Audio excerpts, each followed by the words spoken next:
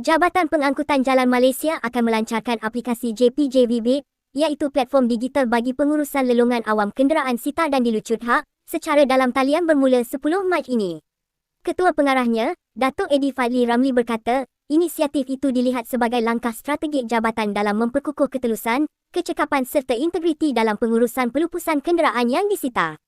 Katanya, sebagai permulaan, projek rintis akan dilaksanakan di JPJ Negeri Selangor terlebih dahulu, sebelum diperluaskan secara berfasa ke seluruh negara.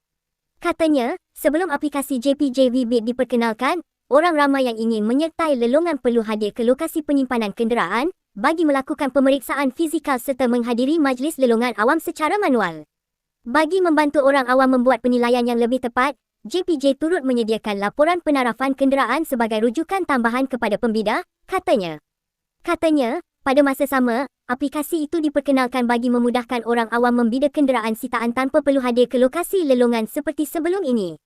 Sebaliknya, hanya perlu menyimak maklumat dan imej kenderaan dalam aplikasi, serta membeli e-katalog sebelum membuat bidaan secara dalam talian.